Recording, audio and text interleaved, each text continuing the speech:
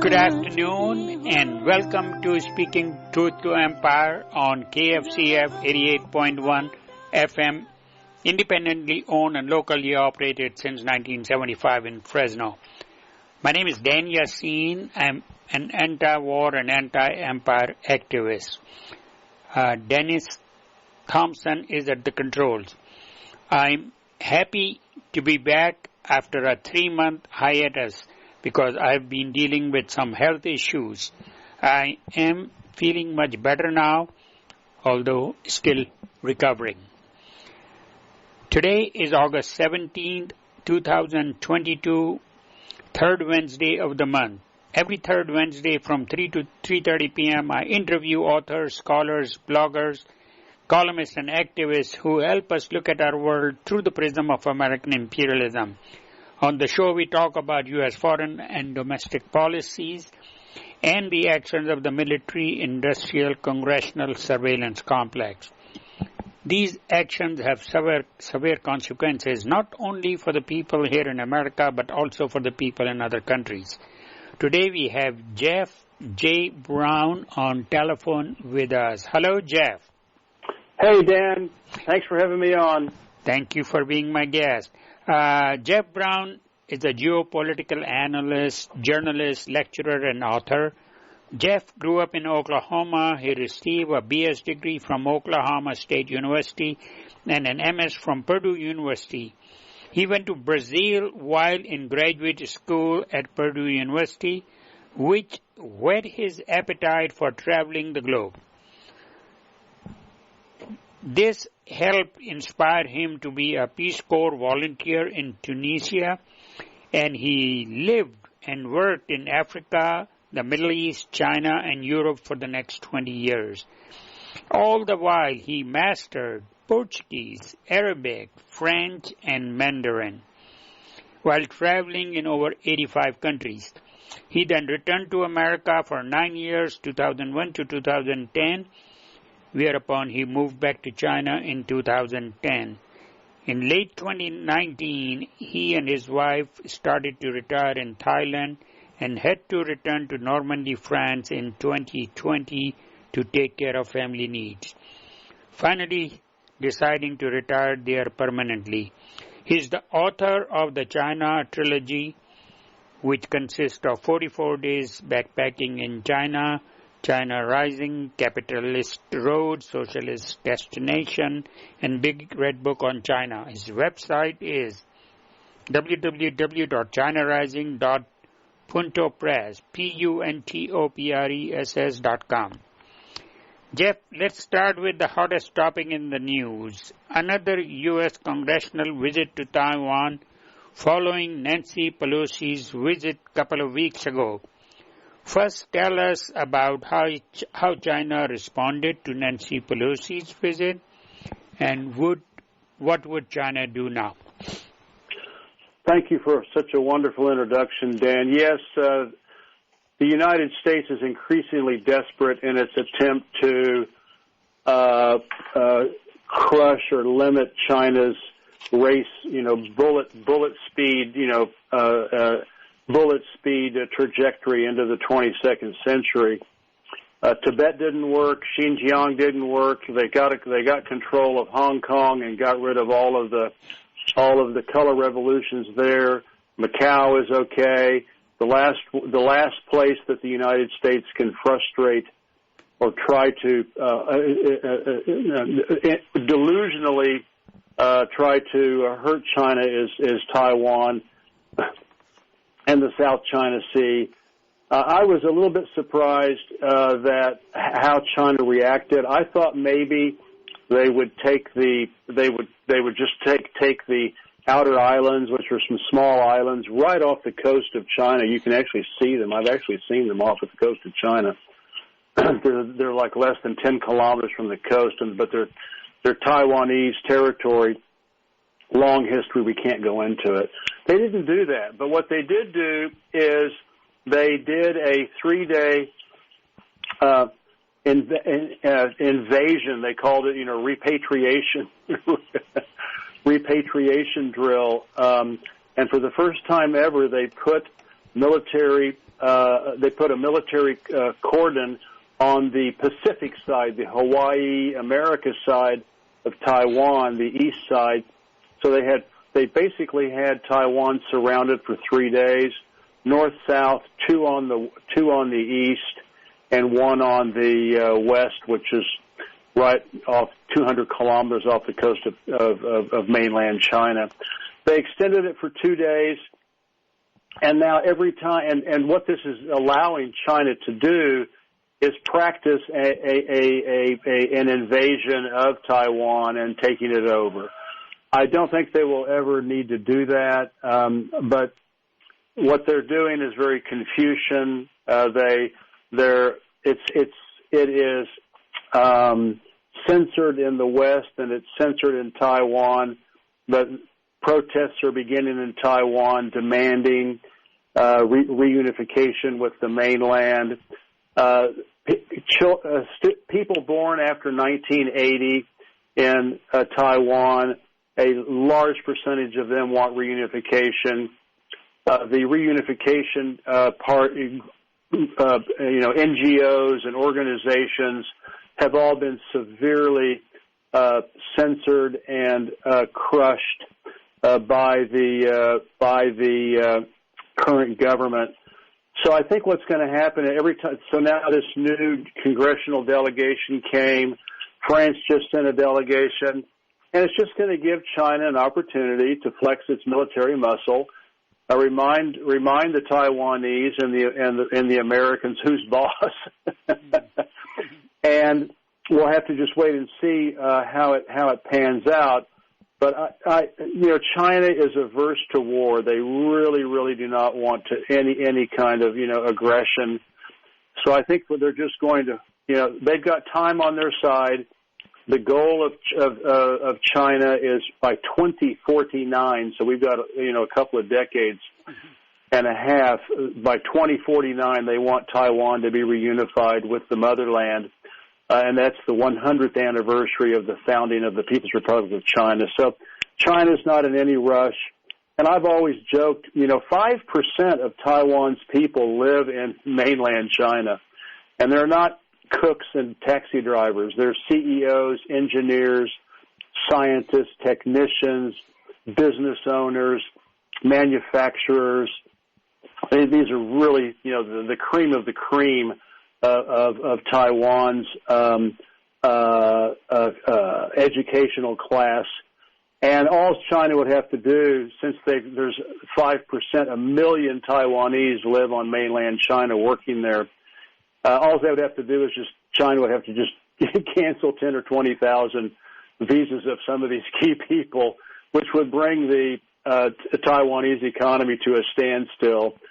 And bring them to their knees. But China's got time on their side. They're not in any rush, and I think they're really taking that long Confucian Taoist view, and to avoid any kind of conflagration.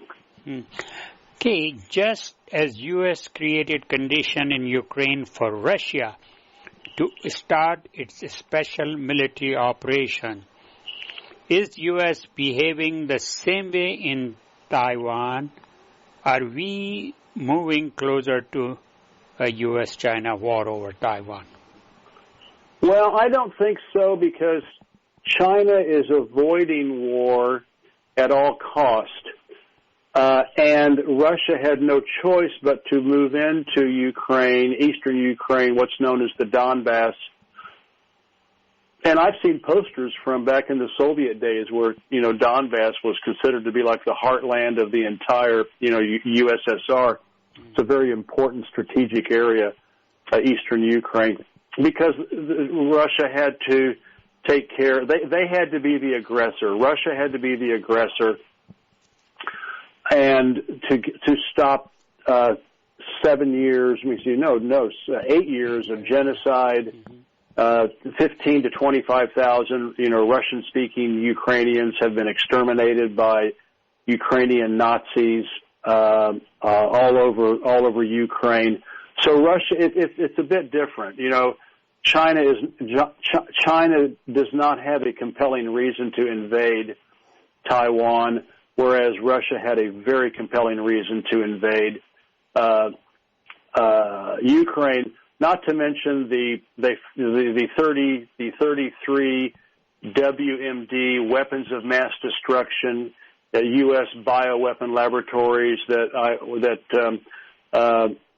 James Bradley and I have done a ton of reports about because they were using these laboratories to launch bioweapon attacks within eastern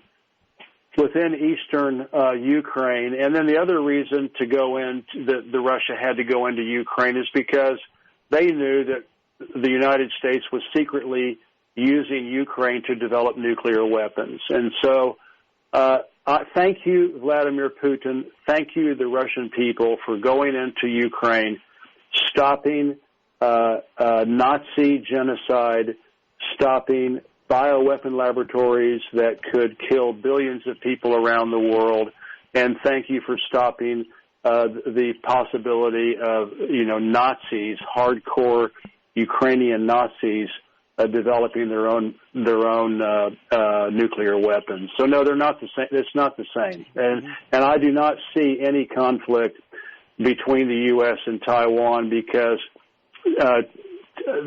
And the United States knows it can't defend Taiwan.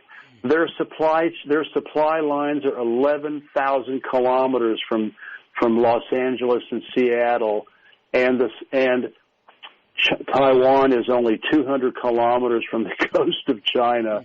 I mean, a J-20 fighter jet from China can't even hardly get off the runway before they're already on top of Taiwan. So this is a lot of also imperial muscle flexing to show the world who's boss. That we're still the total spectrum dominance, and we're number one, and we're badass America.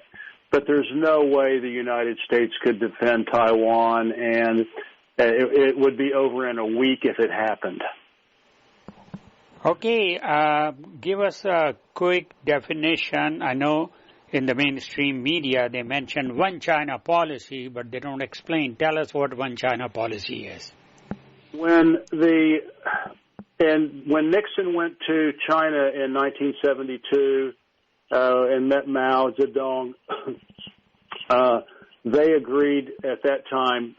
Nixon was, really wanting to open doors with China, and so they agreed to a one China policy that Taiwan was a part of China, and not only Taiwan but also Hong Kong and Macau at that time, because they were a long ways away from being reincorporated into the mainland. And that would also go for Xinjiang. That would also go for Tibet. The United States agreed to a one China policy, and that the mainland China, the People's Republic of China, was the sole representative of the Chinese nation, and that Taiwan was a part of that Chinese nation. Up until that time, Taiwan was the representative of China in the United Nations. So that's all it is. It's just the United States, realized at that time a billion people versus a billion people versus 10 million people. And of course, Nixon was a real geostrategist. And he also wanted to have China on his side to try to cause problems for the USSR, which is in fact what happened later. China, unfortunately, was a strong ally for the United States in helping to destabilize the USSR. Thank you. You are listening to Speaking Truth to Empire on KFCF 88.1 FM. Independently owned and locally operated since 1975 in Fresno. We are speaking with geopolitical analyst, lecturer, and author Jeff J. Brown. Jeff, over the last few years, we have talked about the decline of American empire and the emerging multipolar world led by China and Russia. It seems Russia's action in Ukraine is another nail in the coffin of America's unipolar world. Bring us up to date. It is absolutely true, and in fact, on two occasions, Russian President Vladimir Putin, in speeches, has said that the special military operation in Ukraine is the beginning of the end of Western empire, the beginning of the end of Western hegemony, colonialism, exploitation. And he just again reiterated it at another speech. So he is sounding loud and clear. In fact, I printed the key excerpts from those two speeches so that people could read that. Russia is basically saying Ukraine is the line in the sand, and Russia is going to use Ukraine to help bring down Western empire and hopefully get it to collapse. This is the first time in 500 years of rape, pillage, extermination, genocide, and slavery, expropriation, occupation, by the West all across the world. The first time in 500 years of colonialism and imperialism by the West that there's a tipping point. And the tipping point, of course, is China's huge, massive manufacturing-based economy, high-tech. We have DPRK, North Korea, who is in full support of Russia and China. In fact, North Korea recently offered to send 100,000 soldiers to Ukraine to fight with the Russians. It'd be over in 2 days. Those guys don't mess around. And they have thermonuclear weapons, multi-headed intercontinental ballistic missiles that could take out both the West Coast and the East Coast of the United States. And then you have Iran, the most powerful country in the Middle East, just loaded to the hilt with missiles, high technology, anti-imperial. It's a socialist country, and it's socialist first and Islamic second. And so I call those four countries, and they're all connected together contiguously, I call them the Asian Quad. And there's no way that the United States or NATO can do anything in Asia with those four countries, working arm in arm. So it's really the beginning of the end. Of course, we can see over and over and over again what is keeping Western empire propped up is the U.S. dollar as the go-to reserve currency still for most of the world. However, India is now using United Arab Emirate dirhams, to buy coal and to buy coal in Russia. Russia and China are starting to do bilateral trading in their currencies. The BRICS countries are starting to work in their own currencies, and we are finally, after the Bretton Woods Agreement after World War II, which made the dollar basically the most powerful currency in the world as a reserve currency, we are really starting to see a rapid, I wouldn't say rapid, but an increasing uncoupling of the U.S. dollar from all of these countries who have had enough of 500 years of colonialism and rape and pillage and plunder. So that is the linchpin, is the U.S. dollar. And once there's a run on the dollar, which is going to be bad for me because my Social Security check is in U.S. dollars and I'm here in Europe and I have to convert to euros. Mm-hmm. But it would be a worthy cause, and I can always work harder and teach Chinese students online to make up for it and get paid in renminbi. Yeah, but, well, it will be bad for us too in living in U.S. Yeah, mm-hmm. Absolutely. But that's what it's going to take. But it's happening. You just see just scan the headlines. This country and that country are doing bilateral trade now, and their own currencies. The Shanghai Cooperative Organization is doing it. BRICS is starting to do it. Russia is now allowing other countries to join into its bank transfer. Its version of the SWIFT bank since Russia has been shut out of SWIFT. Russia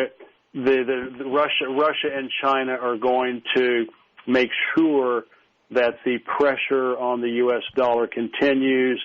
Lots of countries now are starting to sell their U.S. Treasury bonds, trying to buy gold and silver, and because I think everybody senses that it may not happen tomorrow, but within the next few years, the pressure on Western imperialism is going to become more and more overwhelming. Mm-hmm. As I see it, one of the key difference between how America unipolar world is working and how the emerging China-Russia multipolar world work is that U.S. looks at the world as a zero-sum game. So when they go in, they have to win, and the way it is, the other side has to lose. But China, Russia are using what is called win-win. So explain to us the difference between the two viewpoints, the view of the world. Well, I've actually quoted this. Boutros Ghali, the Egyptian diplomat who for 5 or 6 years was the General Secretary of the United Nations. He didn't say this while he was working in the UN, but in his personal letters afterwards, he wrote that the United States does not do diplomacy. He said that he spent all of his life going to college and university and schools and courses to become a master diplomat, and he learned very quickly that the United States does not do diplomacy. The United States just makes demands. Mm-hmm. And if you don't agree with those demands, then they will try to crush you, invade you, false flags, color revolutions, whatever, to destroy you. And he said that the reason is because America is an empire. The Roman Empire did not negotiate and did not do diplomacy, and so it's no different. All empires feel like that they are God and that everybody should obey them. And there's a great quote by Henry Kissinger. He said, "To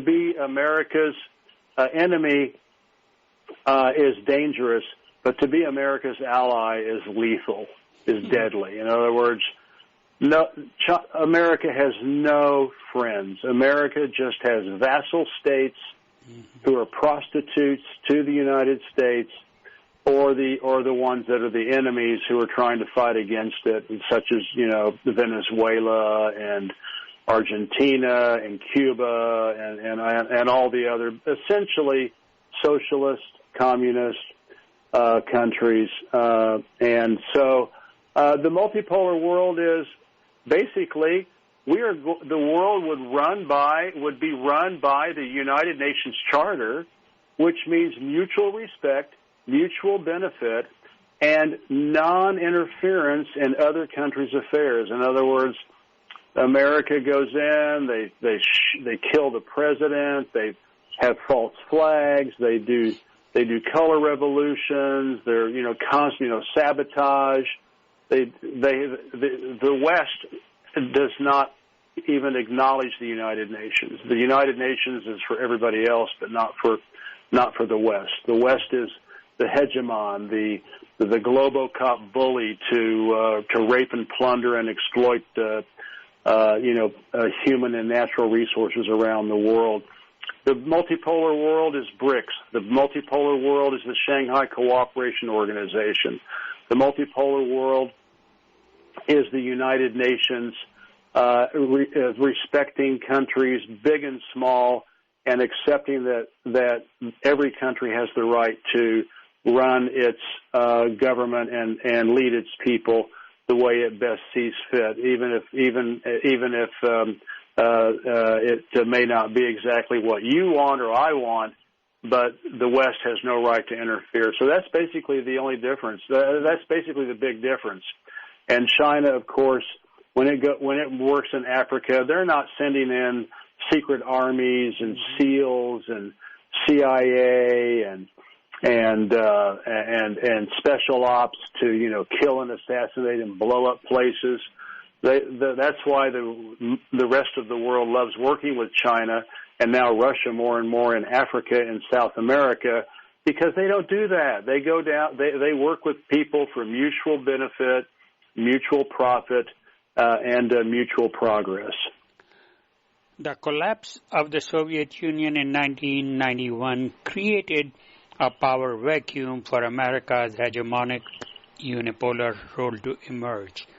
During the last 30 years, as you have pointed out earlier, China has achieved a phenomenal economic, financial, technological, and military growth. And during the last 20 years, since Putin came to power, Russia has grown both economically and militarily. The power vacuum no longer exists, as we are talking about, but the new liberal and the neocons who rule the United States refuse to acknowledge that the multipolar revolution has begun. Couple of minutes is all we have, so just give us how you see this. I think everybody, these are very difficult times right now. The World Economic Forum, the techno-fascist leadership in the West is doing its very level best to basically just commit suicide for its people, so that the economies are wrecked. And so that then the trillionaire dictators in the West can buy up all these assets in Europe, especially, and also in the United States, for 10 cents on the dollar. So they did it with COVID, and now they're doing it with Ukraine. Just 1 minute, right. Jeff. So wrap it up. And now they're doing it with Ukraine. They're destroying their economies, with no gas and no energy from Russia. It's really pathetic to see, but the history of the West is that governments and leaders have 99% of the time have been only interested in helping the 1% and not the 99%. Okay, thank you, Jeff. Until next time. Thank you, Dan.